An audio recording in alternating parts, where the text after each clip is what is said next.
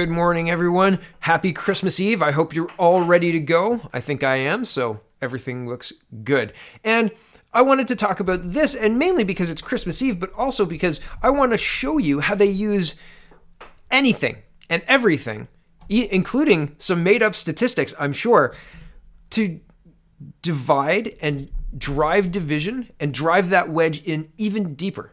They flipped this on its head, and it's so interesting to point out. So here we go. CBC News is reporting, school division apologizes after Christmas concert deemed anti-oil. A Saskatchewan school division has apologized after parents raised concerns a Christmas concert last week had an anti-oil agenda. On Thursday, the Oxbow Prairie Horizon School annual concert featured a show titled Santa Goes Green. That didn't sit well with some audience members, as Oxbow is a community where a good number of workers are in the mining and resource industries. In fact, the town's logo prominently contains a pump jack. Mike Gunderman, whose daughter was in the show, took to Facebook to express his concerns about the play, saying the concert was a kick in the groin to anyone working in the struggling oil industry. The post has since been shared more than 650 times. Here's the article, or here's the post. They tell you kind of what's in it, but they include the post, so I'll read it all. He says, quote, "I'm just going to say it, but the kids' school Christmas concert last night at Oxbow was the most un-Christmassy thing I have seen. It was a green Christmas theme, with all the words to the Christmas carols changed to support the green agenda. And don't use the pumps and keep the oil in the ground," while they danced around wearing green plastic hats from the dollar store. Considering the state of our industry, it was a kick in the groin to those who are employed by it. Not the kids' fault. They smiled and sang and had fun, and the audience was respectful and applauded, but jaw-dropping and hypocritical of the school to allow that, considering all the diesel school buses use and all the financial support the school gets from oil industry-related people and businesses. Audrey Tremblay, chair of the Southeast Cornerstone Public School Division, where Oxbow Prairie is located, apologized to anyone who was offended by the concert, saying there was never any intention to make the show political. Quote, "There was no political agenda," said Tremblay, chair of the division's board of trustees. "The teacher chose the song because of the rhythm and the beat and thought the kids would like it." She said the division is very supportive of the oil and gas industry, noting that the division appreciates the work being done by the industry in the province. "There was no intent to offend anyone," she said. "It was just a song that had a good rhythm for the youngsters." Both the school's principal and vice principal referred to the division for comment on the concert. So both the principal and vice principal were not going to comment, and they said, it's just a song with a good rhythm, all that other stuff. Yeah, but I mean, changing the words from the traditional Christmas songs to make it green is making it political. You can say it's not making it political, but that doesn't make it true, right? And it's interesting that they're trying to deflect while not really addressing the problem, right? Like they're saying, oh, sorry to anybody who was offended. Big smile, right? I'm sure you've had somebody say that to you. I've certainly had somebody say that to me, and they're not sorry at all. So it's kind of a very thin apology if you ask me. But here's the crazy part of this article. This is where things turn on their head, right? Here we go. However, Emily Eaton, this is Emily Eaton, an associate professor in the Department of Geography and Environmental Studies at the University of Regina, said the response to the concert is an example of how much social pressure the fossil fuel industry has in Saskatchewan. Problematic. Have you seen the Joe Rogan interview between Mr. Lindsay and Mr. Bogosian about how you can make pretty much anything problematic? Here's a use case. If you haven't seen that interview, go watch that interview. It's very interesting. But here's a case in the wild, in real life. This is happening in real life, okay? This is somebody being upset about hypocritical kids and teachers who aren't aware enough to realize the plastic hats from the dollar store are made from oil, and having them parade around on the stage saying, yeah, don't leave the oil on the ground, kill our parents' industry, right? It's indoctrination, brainwashing. It's ridiculous, and it should be talked about, and not have people pat somebody on the head and say, oh, we're sorry if you were offended. We're not sorry at all, right? It's the same as the Neanderthal comment, right? Like the idea that liberals or these lefty people think that either you don't understand the policies because if you understood, you'd be on board, or you're an evil person who wants to see the earth burn or whatever. And it's funny because they conveniently ignore facts, like facts about plastic bags. Just quickly, you know, those plastic bags you get in grocery stores, they're way more energy efficient and just efficient than the cotton bags, than plastic bags that are reusable plastic bags, because of the waste generated when you make both of those other things is a lot more than if you responsibly get rid of a plastic bag. The impact is very minimal. Except that we insist on shipping our plastic across the world to China, and then they put it in a river and it ends up in the ocean. Yay! Anyway, I've gotten off track, but it's really hypocritical. And when a teacher can't even see that, all they're doing is making kids dance around singing anti-oil songs. It's not just a song. It's not just a nice beat. It's different than that. And then when you have people like this suggesting that being upset about the hypocrisy is problematic, is just like, I've said this a lot, we're right around the corner, right? But it's like what you expect, how you expect the world to respond to something like this is, oh yeah, I mean, yeah, I could see the hypocrisy. We'll talk to the teacher about that. Maybe they weren't self-aware enough to realize like how hypocritical that looks, right? Yeah, we'll talk to them.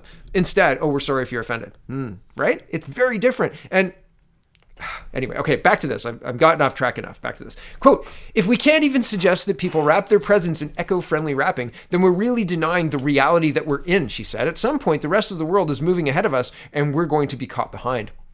She recently co-authored a paper on this subject for the think tank for Canadian Centre of Policy Alternatives that's called Crude Lesson, Fossil Fuel Industry Influence on Environmental Education in Saskatchewan. How lucky that she just wrote a paper on that. Right? Oh, the influence of fossil fuel industry hits Christmas concerts when the Christmas concert is hypocritical and irresponsible and delivered in a poor way too. I mean, come on. Wow. Back to this. Eaton said the fact that the division was so quick to apologize shows, quote, the enormous power and influence of the oil industry in these types of communities. She said educators she spoke with are always trying to find a balance between teaching the effects of the oil and gas industry without being too critical. And I like to point this out, but she didn't say any of those things. She said enormous power and influence. The rest is paraphrased by the news article. So be aware of that. I don't know exactly what she said. She may be very well spoken, but I have no idea. Here are her actual quotes. Here we go. They're all very much afraid of the broader power that the industry has in their communities and the influence that has on parents in their communities. And here's the part where I said that here's polling data by Yale program on climate change communication. So who knows who they polled and all that other stuff. I'm sure that there's methodology in here and whatever, but this is just using data to further drive this wedge. Turn it on its head and make it problematic if you can. Eaton said the influence may have been having effect on the opinions of people in the area are forming, as she cited polling data by the Yale program on climate change communication that indicates that 50% of the people in Cerise Moose Mountain, where Oxbow is located, believe the Earth is getting warmer in 2016. That's compared to the national average of 79%. Right, okay, according to this poll. So it is no longer about the scientific proof that the Earth is warming. It's no longer about the CO2 increasing. It's no longer about anything like that. It's your neighbors think this is happening. You better get in line, man. Your neighbors think this is happening. So 79% of them think it's happening. So if you're mad about this, this is problematic. Oh my goodness me. Right? Back to the article. Tremblay said, people who want to voice their concerns about the Christmas concert are asked to call the school after the holidays. So that's the equivalent of her crossing her middle fingers and dancing around a bit. Are you old enough to remember that? I remember that being like that insult. Gotcha. A little bit of international news.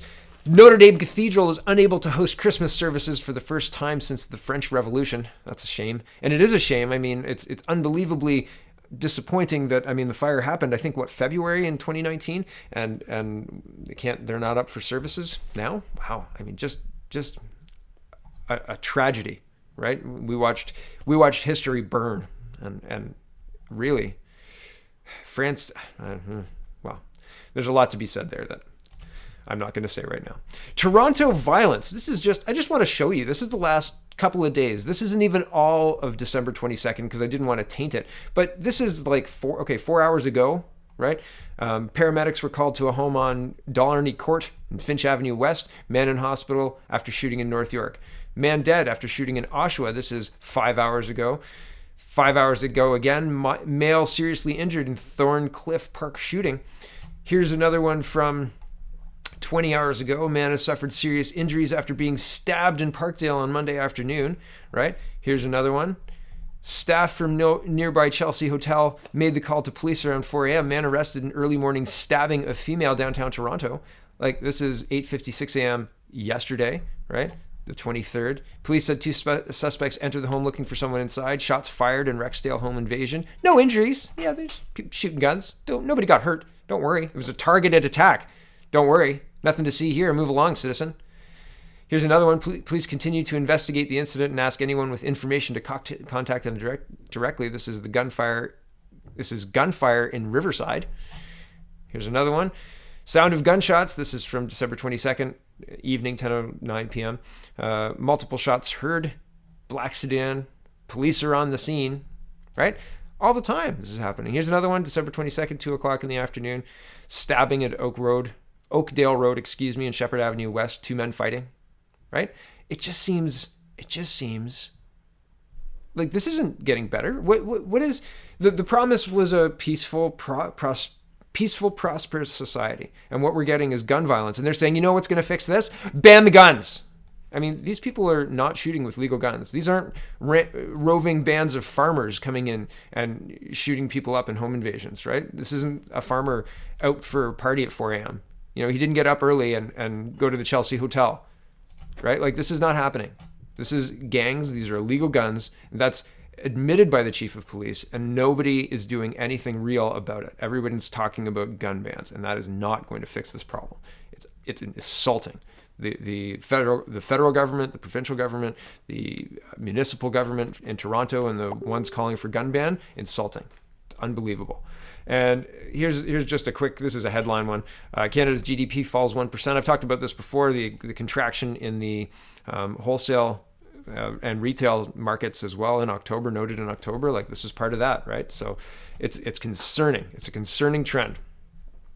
So for this Christmas Eve, Rex Murphy this is an opinion piece, and I liked it, and I'm going to read all of it because this is the banana on the wall scenario, right? The world has gone bananas, so says Rex Murphy, and I think it's a good way to finish off. And I know this is 12 minutes already, but here we go. Rex Murphy, our not so brave new world has gone bananas. We live in interesting times. As tiresome as the phrase is, hardly a day passes when some story doesn't put the mind on pause, stuck in wonder at how strange things have become. Almost a month ago, a prestigious art house presented a bizarre work of modern art at a Miami exhibition. It was a banana taped to a wall. There was no accompanying literature to explain why it was a banana, as opposed to, say, a kumquat or a watermelon, or, for that matter, anything non-citrus. Personally, I was at a loss to understand what duct tape and a piece of fruit contributed to the aesthetic sense, or why people would travel to an art show to see it. When any 5-year-old with some duct tape, access to a fruit bowl, and a sense of mischief could aspire to the same heights of inspiration and creativity. It also struck me that art, capital A, has wandered a long way downhill since Michelangelo blessed the world with his Pieta, or closer to our time, Turner crafted the explosive wonder of the slave ship. Time was, art required. That's the slave ship. Time was, art required executive skills, unique imagination, deep study and practice, and in many cases, extreme self-devouring dedication. Now, given a banana and a roll of duct tape, all that's really required is for the right people to say it's art. What a magical world we live in when, if someone wants something to be a something else, all he or she has to do is simply say so. Unqualified self-declaration is a most curious route to truth or reality. This magical thinking has its impacts in other areas. Outside of the art world, I presume it's outside of the art world, but in these times one can never be sure, there's a group that calls itself Antifa.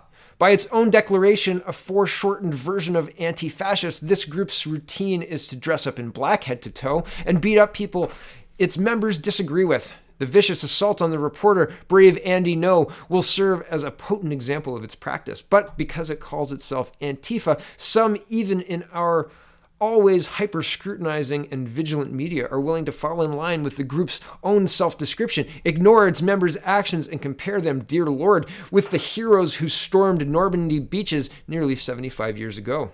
One doesn't need to look up politics in the English language to understand that if merely asserting something is what it plainly isn't, in many cases, its exact opposite, in fact, unhinging words from their meaning becomes acceptable. The world will fairly quickly become a crazed and unbearable jumble. Living in such a world would feel like being chained to a chair, trapped watching endless cycles of Whoopi Goldberg and Joy Bear on The View. I don't watch The View. Back to this.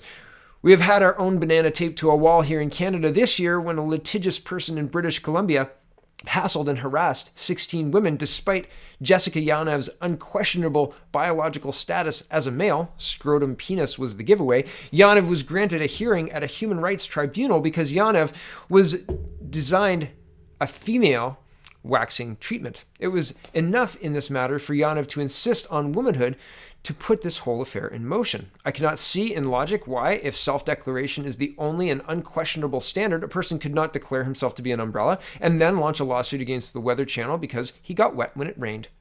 And even more outre exhibition of this new logic has embroiled perhaps the world's most famous author, J.K. Rowling. Rowling tweeted support for a researcher who lost her job at a British think tank and subsequently lost a case before the Central London Employment Tribunal over tweets that were described by some as discriminating and offensive. And what brought on the researcher's tribulations? At the very core was her statement that there are two sexes, male and female. Men and boys are male, while women and girls are female. It is impossible to change sex. These were until very recently understood as basic facts of life by almost everyone. Rowling stood by the researcher and was instantly torched and scorched on the anger grill of Twitter, people furiously denouncing her and her Potter books, asserting that they were wounded and hurt and that she was a transphobe. Amidst all the bile, one at least was clever. Quote, "When I'm dead, I want J.K. Rowling to lower my coffin into the ground so she can let me down one last time."